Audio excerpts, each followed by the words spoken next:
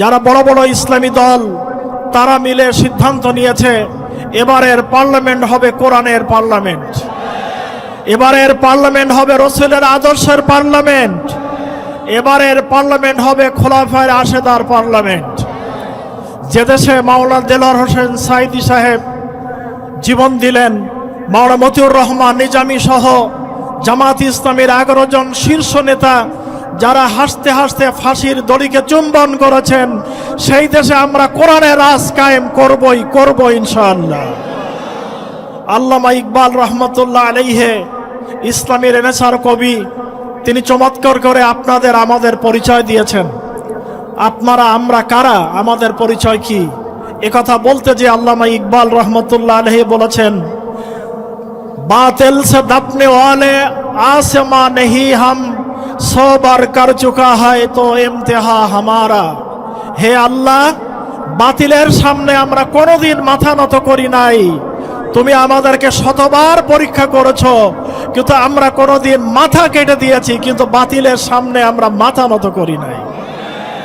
तौहीद की अमानत सीनों में है हमारे, आशा नहीं मिटाना नाम ও নিশা हमारा। তাওহীদের আমানত আমাদের বুকের মধ্যে আছে, অত সহজ হবে না আমাদের নাম এবং নিশানাকে মিটায়ে ফেলা।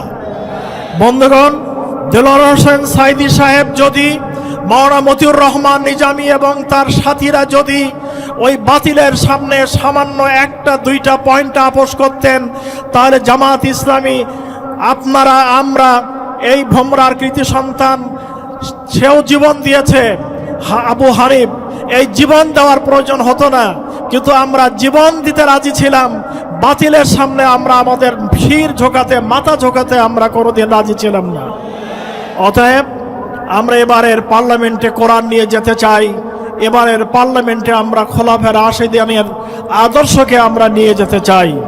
বন্ধুগণ, রব্বুল আলামিন কোরআনুল কারীম পাঠিয়েছেন শুধু তেলাওয়াত করার জন্য নয়, কোরআনুল কারীম পাঠিয়েছেন কেন? আল্লাহ রাব্বুল আলামিন তার জবাবে বলেছেন, ইন্না আনজালনা ইলাইকাল কিতাব, হে রাসূল, আপনার কাছে আমি কিতাব পাঠিয়েছি, এই জন্য কোরআন পাঠিয়েছি, কিতাব পাঠিয়েছি, লিতাহকুমা বাইনান নাস, কোরআন দিয়ে বিচার এবং ফয়সালা করার জন্য আমি কোরআন পাঠিয়েছি, লিতুখরিজান নাসা মিনাজ যুলুমাতি ইলান নূর, অন্ধকার থেকে আলোর দিকে জনগণকে নিয়ে আসার জন্য আমি কিতাব পাঠিয়েছি। অতএব কোরআন শুধু তেলাওয়াতের জন্য আসে নাই, কোরআন এসেছে সমাজ পরিচালনা করার জন্য, শ্রমজীবী মানুষের মুখে হাসি ফোটানোর জন্য, গরিব দুঃখীদের দুঃখ এবং দুর্দশা দূর করার জন্য এই কোরআনুল কারীম এসেছে। অতএব কোরআনুল কারীম থেকে দূরে সরে যাওয়ার কারণে, আল্লাহর পাঠানো এই কিতাব থেকে দূরে সরে যাওয়ার কারণেই কিন্তু আমাদের দেশের এবং আমাদের ভাগ্যের এই বিড়ম্বনা। বন্ধুগণ, আপনারা শুনেছেন শেখ হাসিনার আমলে 26 লক্ষ কোটি টাকা, 26 লক্ষ কোটি টাকা শুধু বিদেশে পাচার হয়েছে। ইসলামী ব্যাংক সহ সমস্ত ব্যাংক থেকে লক্ষ লক্ষ কোটি টাকা লুটপাট করা হয়েছে। যে দেশের হাসপাতালে ওষুধ পাওয়া যায় না, যেখানে একজন শ্রমিকের বিবির, তার মায়ের, তার বাবের, তার পিতার পরনে একটা কাপড় পাওয়া যায় না, তার বাপ মা যখন অসুস্থ হয় তাদের ওষুধ কেনার পয়সা পাওয়া যায় না, সেই সময় লক্ষ লক্ষ কোটি টাকা বিদেশে পাচার করা হয়েছে। আমি আজকে ভোমরা বন্দরের একজন শ্রমিকের গায়ে হাত দিয়ে বলছিলাম যে, ভাই আজকে আয় করেছেন কত? উনি বলেন, আজকে 1 টাকাও আয় করি নাই, সন্ধ্যা হয়ে গেছে, মাগরিবের পরে কোনো টাকা আয় করে নাই। আমি বলে, আপনি কি দুপুরবেলা খান নাই? বলে, হ্যাঁ খেয়েছি। কি দিয়ে খেয়েছেন? বলছে, লাউ তরকারি দিয়ে 2টো ভাত খেয়েছি। এই একজন শ্রমিক না, অনেক শ্রমিক ভাইরা হয়তো এইভাবে আজকে তারা কাজ পাননি, পকেটে একটা পয়সা নেই, বাড়ি যেতে হবে খালি হাতে, জানি না হয়তো রান্না হবে কিনা, ভাত হবে কিনা, তরকারি হবে কিনা আমার জানা নেই। অতএব এই লক্ষ লক্ষ কোটি টাকা যদি আজকে দেশে ইন্ডাস্ট্রি করা যেত, বন্দর উন্নয়ন করা যেত, শ্রমিকদের জন্য পৃথক কর্মের সংস্থান করা হতো, বেকার যুবকদের যদি কর্মের সংস্থান করা হতো, তাহলে এত লক্ষ কোটি টাকা আমাদের প্রয়োজন হতো না। অতএব বন্ধুগণ, এমন একটি সরকার চাই যারা যে সরকার যাদের আমানত, রাষ্ট্রের আমানতকে যারা নিজেরা আমানত মনে করবে, একটি হারাম পয়সা তারা তাদের পেটের ভিতরে ঢোকাবে না, এরকম একটি সরকার এবং এই ধরনের নেতৃত্ব প্রয়োজন। বন্ধুগণ, এমপি মাওলানা ইয়াসাত আলী সাহেব আশা শুনি, কাজী শামসুর রহমান সাহেব তিনবার এমপি হয়েছিলেন, প্রিন্সিপাল আব্দুল খালেক সাহেব সাতক্ষীরাতে উপজেলা চেয়ারম্যান ছিলেন, ইউনিয়ন চেয়ারম্যান ছিলেন, এমপি ছিলেন। আপনারা কোনোদিন কি শুনেছেন তারা রাষ্ট্রের একটি টাকা দুর্নীতি করেছেন? এমপি ইয়াসাত সাহেব বাড়িতে বাঁশের চটা তৈরি করছেন ঘর ছাওয়ার জন্য, তখন তিনি এমপি। ঢাকা থেকে মেহমান এসেছেন এমপি সাহেবের সাথে এলাকার বাঁধ নির্মাণ নিয়ে গুরুত্বপূর্ণ বিষয় নিয়ে কথা বলার জন্য। তারা এমপি সাহেবের বাড়ির কাছে যে দেখলেন একজন বৃদ্ধ মানুষ চটা তৈরি করছে, বাঁশের চটা। ঢাকা থেকে যে অফিসাররা এসেছেন তারা জানতে চাইলেন যে মুরব্বী, আমরা এসেছি এমপি ইয়াসাত সাহেবের সাথে দেখা করার জন্য, আপনি কি আমাদের এমপি মহোদয়ের বাড়ি এবং তাকে একটু চেনাই দিতে পারেন? উনি বললেন, বাবা দাঁড়াও, আমি আসছি, তোমাদের এমপি সাহেবের সাথে পরিচয় করাইয়ে দেব। তিনি বাড়ি চলে গেলেন, বাড়ি যে একটা পাঞ্জাবি পরলেন এবং মাথায় টুপি পরে এসে সালাম দিয়ে বললেন যে বাবা, আমি এমপি ইয়াসাত আলী, আমি এমপি ইয়াসাত আলী। কাজী শামসুর রহমান সাহেবের বাড়ি আজও দেখে আসেন, প্রিন্সিপাল আব্দুল খালেক সাহেবের বাড়ি আজও দেখে আসেন। এই শহীদ হাসান চেয়ারম্যান আমরা মিলে জোর করে তার একটা মাথা গুজার মতন একটা ঘর বানিয়ে দিয়েছিলাম, যে ঘরটা বুলডোজার দিয়ে ভেঙে চুরমার করা হয়েছিল। অতএব বাংলাদেশের 2 জন মন্ত্রী 3টা মন্ত্রণালয় চালিয়েছেন, তারা 2 টাকার দুর্নীতি করেছেন। এ পর্যন্ত আমাদের শত্রুপক্ষ কেউ কোনোদিন বলতে পারে নাই। আমাদের এমপিদের ব্যাপারে কোনো বক্তব্য নাই। অতএব জামাত ইসলামী দেশে পরীক্ষিত একটি রাজনৈতিক দল। এবার শুধু আমরা নই, বরং আমাদের সাথে আরো 8টি ইসলামিক রাজনৈতিক দলকে সাথে নিয়ে আমরা বাংলাদেশের দুঃখী মানুষের ভাগ্যের পরিবর্তন ঘটাতে চাই আল কোরআনুল কারীমের আইন বাস্তবায়নের মাধ্যমে। আমি আপনাদের সামনে দোয়া নেওয়ার জন্য দাঁড়িয়েছি। আমাকে আবার এখান থেকে ফিংলি যেতে হবে। আমি ভোমরার এই লাখো জনতাকে, জনসমুদ্রকে আমার পক্ষ থেকে আন্তরিক ধন্যবাদ জানাচ্ছি এবং আপনাদের কাছে দোয়া কামনা করছি। আমি কোনো যশের জন্য, খ্যাতির জন্য, কোনো প্রশংসার জন্য, কোনো সাহেব হওয়ার জন্য আমি এখানে দাঁড়াইনি।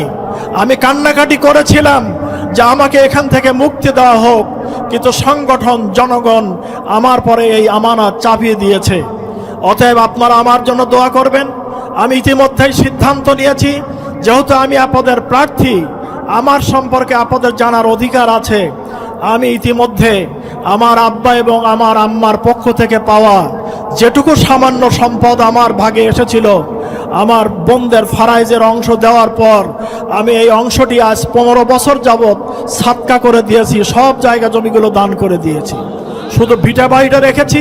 আল্লাহ রাব্বুল আলামিন যদি আপনাদের দোয়া এবং মেহেরবানিতে, আপনাদের সমর্থনে যদি আমাকে পার্লামেন্টে কবুল করেন, তাহলে পার্লামেন্টের একজন এমপির জন্য যে ভাতা, ডাল ভাত খাওয়ার মতন সামান্য পয়সা রেখে বা আমার শিক্ষকতার জীবনের ভাতার এই পয়সাটুকু ব্যবহার করে বাকি সম্পদ আমি সম্পূর্ণ গরিব, দুঃখী, বঞ্চিত, বেকার যুবকদের জন্য দান করে দিয়ে দিতে চাই। অতএব আমি জীবনকে এই কাজের জন্য নিয়ে এসেছি। আল্লাহ রাব্বুল আলামিন যেন আমাকে ইবাদত হিসাবে এটাকে গ্রহণ করেন, ইবাদত হিসাবে যেন আল্লাহ রাব্বুল আলামিন আমাকে কবুল করেন। অনেক অমুসলিম ভাই এসেছেন, অনেক দাদারা এসেছেন। আমি সকলকে সম্বোধন করে বলতে চাই যে আপনাদের সাথে আমাদের ব্যাপারে অনেক কথাবার্তা বলা বলি করে, কিন্তু কাজী শামসুর রহমান সাহেব থেকে শুরু করে নিয়ে আমাদের যখন এমপি সাহেবরা ছিলেন, তখন কোনো হিন্দু আমাদের এমপি সাহেবদের মাধ্যমে, চেয়ারম্যানদের মাধ্যমে, আমাদের উপজেলা চেয়ারম্যানদের মাধ্যমে একটা জুলুমের শিকার হয়েছেন, এর কোনো প্রমাণ আপনারা দিতে পারবেন না। বরং হাজার প্রমাণ আছে যে আপনাদের পাশে আমরা দুর্দিনে দুঃসময় দাঁড়িয়েছি। যেদিন ভারতে বাবরি মসজিদ ভাঙা হলো, সেদিন আমি ভাবলাম আবাদরহাটের জোড়া মন্দির হয়তোবা মুসলমানরা এটা ভেঙে দিতে পারে। আমি লুঙ্গি পরা একটা গেঞ্জি গাই, এই অবস্থা দৌড়িয়ে আসলাম, এসে দেখলাম মন্দিরের চারিধারে হাজার হাজার মানুষের ভিড়। আমি লাইটের সামনে নিজেকে হাত উঁচু করে দাঁড়িয়ে বললাম যে এই মন্দির যদি আপনারা ইট ভাঙতে চান, তাহলে এই মন্দির ভাঙার আগে আপনারা আমাকে মেরে ফেলতে হবে, আমি জীবিত থাকতে এই মন্দিরে গায়ে হাত দিতে দেব না। তারা ইন্ডিয়ায় আঘাত করেছে, ইন্ডিয়ায় তার বিচার হবে, তার জন্য বাংলাদেশের মন্দির ভাঙতে হবে, এর কোনো অধিকার আমাদের জন্য নাই। অতএব হিন্দু ভাইদের জন্য আমরা স্পষ্ট করে বলতে চাই, মুসলমানের জানমাল যেমন আমানত, আপনাদের জান মাল ইজ্জত সম্মান আপনাদের নারী পুরুষ সকলেই আমাদের জন্য আমানত। তাদের আমানত, আপনাদের এই আমানত রক্ষা করার জন্য আমরা প্রস্তুত। আমি সবাইকে আবার আন্তরিক ধন্যবাদ জানিয়ে আমার বাবাজি রুকনুজ্জামান একেবারে ঠাকুরগাঁ বাংলাদেশের ওই প্রান্ত থেকে ছুটে এসেছে আপনাদের মহব্বতে, আপনাদের কাছে সুন্দর গজল সঙ্গীত শোনানোর জন্য। সেও অসুস্থ, তার জন্য দোয়া করবেন। তার কণ্ঠকে আল্লাহ রাব্বুল আলামিন যেন শানিত রাখেন, মজবুত রাখেন।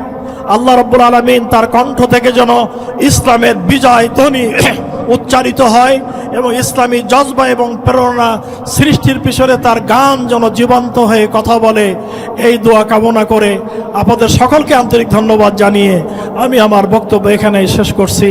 আসসালামু আলাইকুম ওয়া রাহমাতুল্লাহি ওয়া বারাকাতুহু।